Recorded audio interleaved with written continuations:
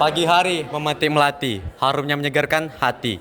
Salam sejahtera kami ucapkan dengan hati. Mari bersama-sama kita simak presentasi kali ini. Assalamualaikum warahmatullahi wabarakatuh.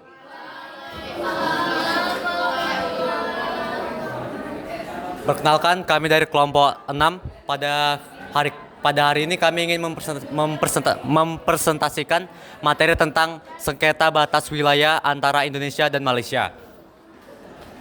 Sebelum memulai presentasi, izinkan kami memperkenalkan anggota kami terlebih dahulu. Perkenalkan, nama saya Akila Hanim Zainuddin, absen nomor 5. Perkenalkan, nama saya Tiara Artolina, absen 44. Nama saya Rahel Juliandini, absen 37. Saya Aisyah Udiareta, absen nomor 2. Saya Ahmad Raffi. Saya Sahat Asilansian, absen 40. Saya Gus Rifki Adrian, absen 19. Saya Aryama, absen 6. Baik, selanjutnya akan dijelaskan oleh Tiara. Nah, di sini tuh saya akan menjelaskan tentang sengketa batas wilayah antara Indonesia dan Malaysia. Wilayah Indonesia itu berbatasan dengan negara tetangga, yaitu Malaysia. Batas wilayah antara negara tetangga seringkali menimbulkan sengketa. Indonesia seringkali mengalami sengketa batas wilayah dengan negara Malaysia. Sengketa batas wilayah antara Indonesia dan Malaysia telah berlangsung lama. Indonesia dan Malaysia seringkali menyelesaikan sengketa batas wilayah dengan cara damai.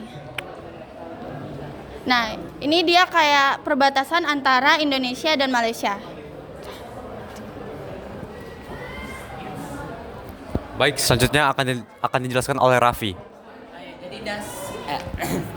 Jadi dasar hukum perbatasan Indonesia Malaysia. Pertama-tama sejarahnya. Nah, jadi pada tahun 1970-an itu Indonesia dan Malaysia mengadakan beberapa MOU dan pertemuan komite untuk membahas batas wilayah. Nah, di situ ya mereka karena sejarah dari Indonesia dan Malaysia ini akan berpengaruh pada penetapan batasnya. Kedua ada prinsip hukum yang mendasari. Nah, di sini saya ada 3, ada uti possidetis juris. Nah, dia itu menyatakan bahwa Inggris itu harus Inggris uti possidetis juris di aku lupa. Lanjut aja. Iya. Aku lupa poinnya apa itu. Uti possidetis juris apa ya?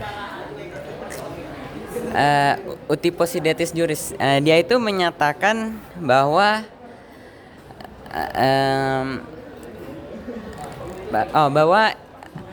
negara yang baru merdeka itu dapat mewarisi wilayah negara kolonial yang baru itu. Nah, ketiga ada penegasan batas tahun 2000. Nah, jadi pada tahun 2000-an itu ya dilakukan penegasan terhadap batas wilayah tersebut dengan mengadakan joint survey on demarcation. Nah, keempat ada penyelesaian sengketa.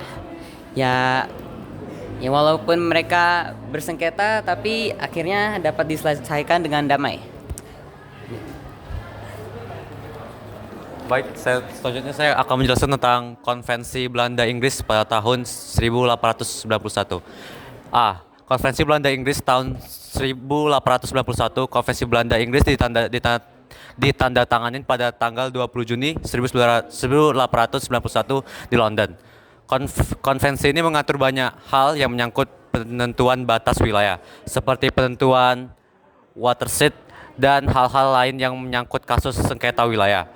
Kesepakatan Belanda Inggris tahun 1915. Kesepakatan Inggris tahun 1915 ini menyepakati hasil laporan bersama tentang penegasan batas wilayah pada tanggal 28 September 1915 di Kalimantan.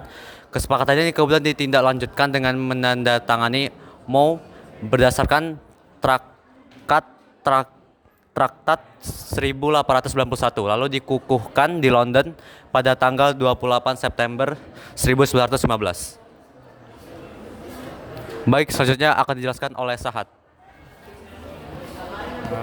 Saya akan menjelaskan tentang konvensi Belanda mau Indonesia, Inggris tahun 1928, Belanda tahun 1973. Pada tahun 1928 dilakukan kembali konvensi antara Belanda dan Inggris yang berkaitan dengan batas wilayah di Pulau Borneo. Konvensi tersebut ditandatangani di Den Haag pada tanggal 26 Maret 1928. Konvensi ini merupakan konvensi yang terakhir untuk penegasan batas wilayah antar kedua negara. Esensi dari konvensi ini terletak pada bagaimana Inggris dan Belanda menentukan batas kedua negara pada wilayah lembah yang di dalamnya terdapat beberapa sungai. Mau Indonesia dan Malaysia 1973, persetujuan antara Belanda, Indonesia, dan Malaysia ini berdasarkan kepada konvensi-konvensi 1891, 1915, dan 1928. Dalam mau ini disepakati beberapa hal yang menyangkut penyelenggaraan survei dan penegasan batas Indonesia dan Malaysia. Indonesia dan Malaysia Minutes memuat hal-hal yang telah dibahas oleh kedua belah pihak. Delegasi baik kemajuan, pelaksanaan survei dan penegasan batas kedua negara. Baik, selanjutnya akan dijelaskan oleh Aisyah Audi. Baik, saya akan menjelaskan tentang sejarah sengketa batas wilayah antara Indonesia dan Malaysia. Sengketa batas wilayah antara Indonesia dan Malaysia terjadi karena adanya perjanjian Anglo-Dutty Treaty pada tahun 1824 yang dibuat oleh pemerintah kolonial Inggris dan Belanda. Wilayah yang paling sering menjadi sumber konflik adalah perbatasan Kalimantan Barat dan Sarawak serta Kalimantan Timur atau Utara dan Sabah. Kemudian, sengketa ini memiliki akar sejarah yang panjang, dimulai dari masa kolonial ketika Inggris menguasai Sarawak dan Belanda ingin menguasai Kalimantan. Kedua negara ini memiliki hubungan kekerabatan yang erat di daerah perbatasan yang membuat kegiatan sosial dan ekonomi melintasi batas menjadi umum. Namun dengan adanya batas wilayah negara, mobilitas penduduk di daerah perbatasan menjadi terbatas. Sengketa batas wilayah ini telah berlangsung selama ratusan tahun dan masih isu yang belum terselesaikan hingga saat ini.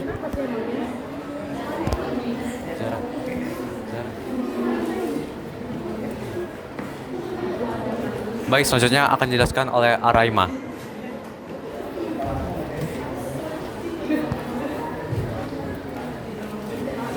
Sengketa Pulau Legita dan Sepadan. Sejarah kedua pulau ini diperebutkan dua negara, yaitu Pulau Legita dan Sepadan. Pada tahun 1967, dalam rapat besar Presiden Malaysia dan Indonesia, dalam rapat dijelaskan Malaysia sudah masukkan kedua pulau dalam peta mereka, dan Malaysia sudah mengirimkan tentara untuk mengusir warga Indonesia dari kedua pulau pada tahun 1969. Pada tahun 1976, Traktat Persahabatan dan Kerjasama di Asia Tenggara atau TAC dalam KTT pertama Asia di Pulau Bali ini antara lain menyebutkan bahwa akan membentuk Dewan Tinggi ASEAN untuk menyelesaikan perselisihan tersebut. Penyelesaian pada tahun 1998 masalah sengketa Sepadan dan Legita bawah Mahkamah Internasional. Kemudian pada hari Selasa 17 Desember 2002 mengeluarkan keputusan tentang kasus kedaulatan Pulau Sepadan sampai Legita di antara Indonesia dan Malaysia, dimenangkan oleh Malaysia. Dari 16 hakim, hanya satu hakim berpihak pada Indonesia dan selainnya sama Malaysia. Baik, selanjutnya akan dijelaskan oleh Gusti. Sengketa di Blok Ambalat. Sengketa perbatasan berkepanjangan antara Indonesia dan Malaysia juga terjadi di Blok Ambalat. Ambalat adalah blok laut yang terletak di Selat Makassar di dekat perpanjangan perbatasan darat antara Sabah, Malaysia, dan Kalimantan Timur, Indonesia.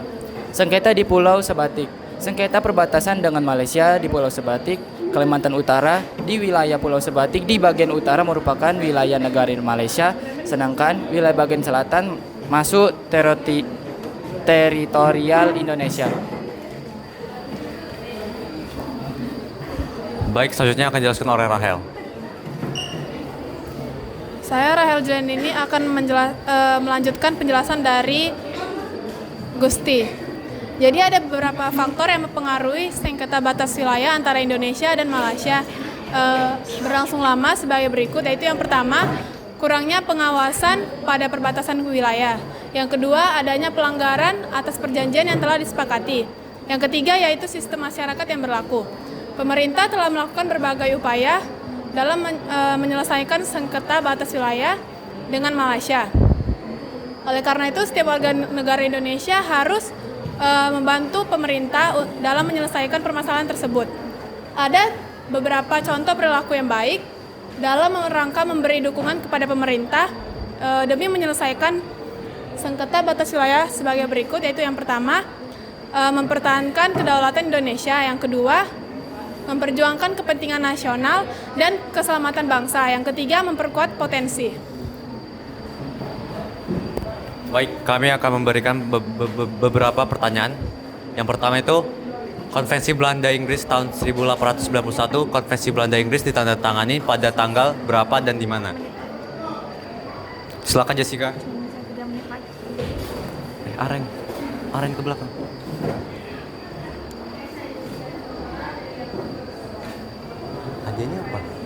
Hadiahnya apa? Sabarlah. Baik, betul. Terima kasih Jessica.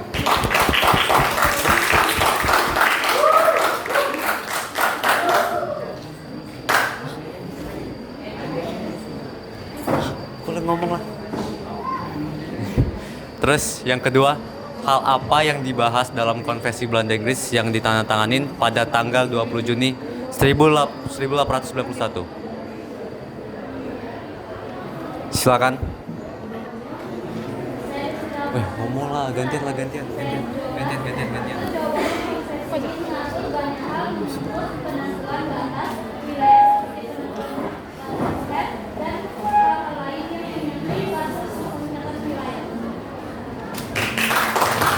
Jawabannya benar.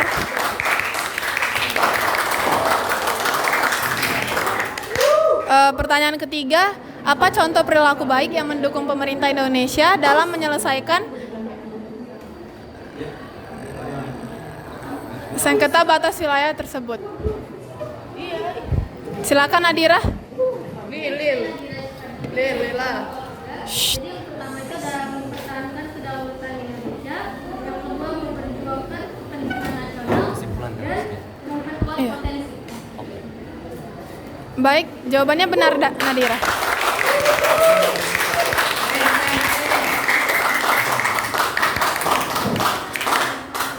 Nah,